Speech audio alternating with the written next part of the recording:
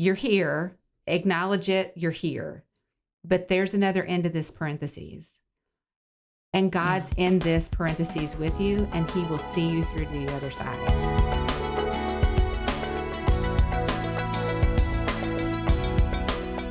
I want to just throw out a couple of ways for homeschool moms to be able to homeschool. And we talked about some of these already, but just a couple more ideas. We talked about, joining a co-op or outsourcing some of your homeschool activities and subjects. But the other one is audiobooks. Audiobooks are huge. That's a great way for your kids to learn.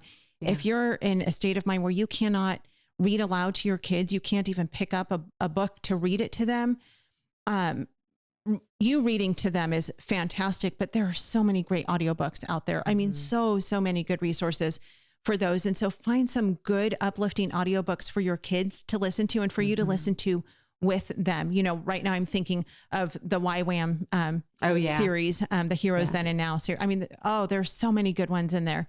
And so read through those or listen through some of those. Yeah. Adventures in Odyssey.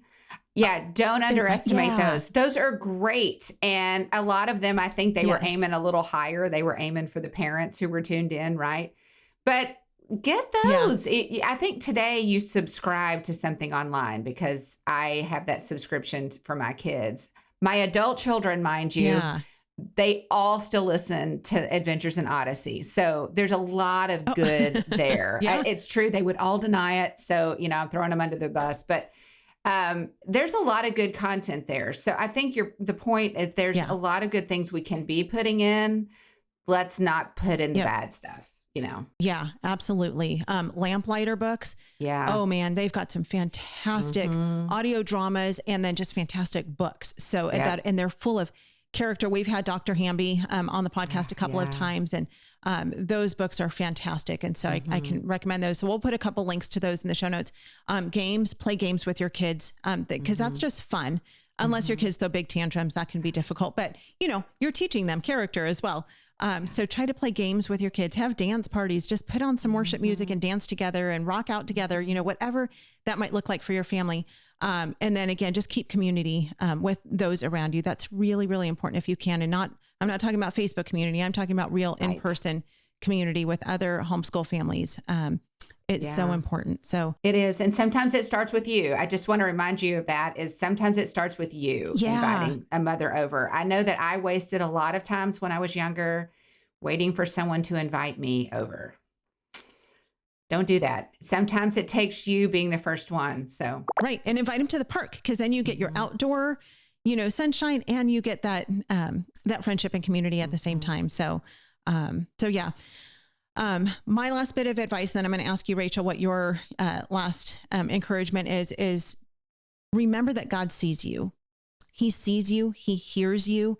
He knows what you need even better than you know what you need. He knows you better than you know yourself, believe it or not.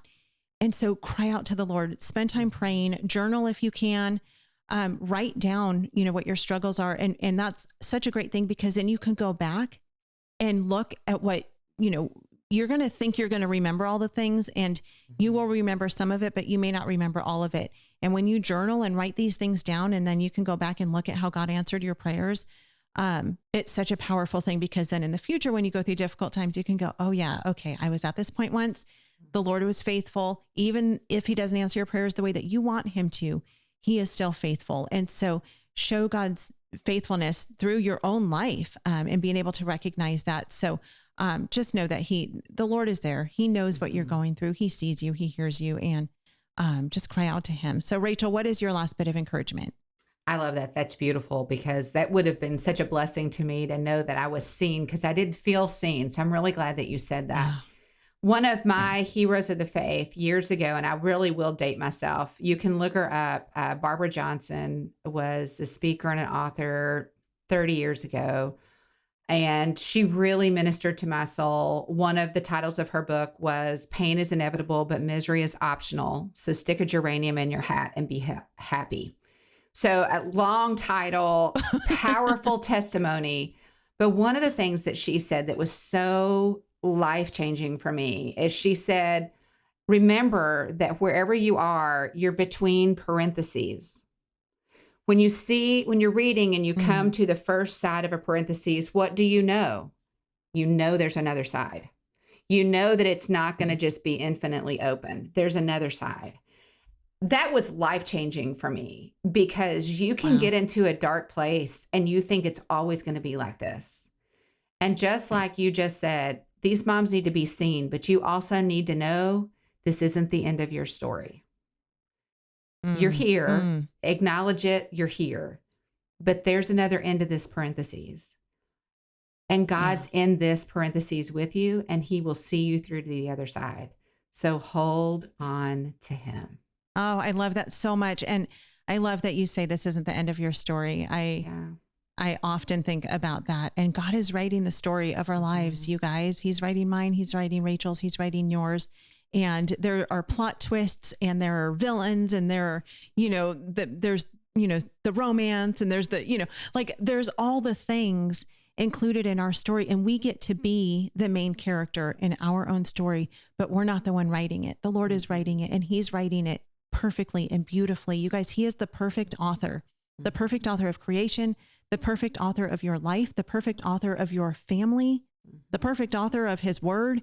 I mean, he is the perfect author, and he is writing this story, and it is beautiful. Even when it's the hardest part of the story, he's still writing it. And so hold on to that, you guys. Hold on to the Lord. Hold on to the faith that we have, because we know that he's real. We know that he loves us, and we know that he sees us. And just like you love your kids, he loves you infinitely more than you could ever imagine, and more than you could ever love your kids. And you know what? He loves your kids more than you love them.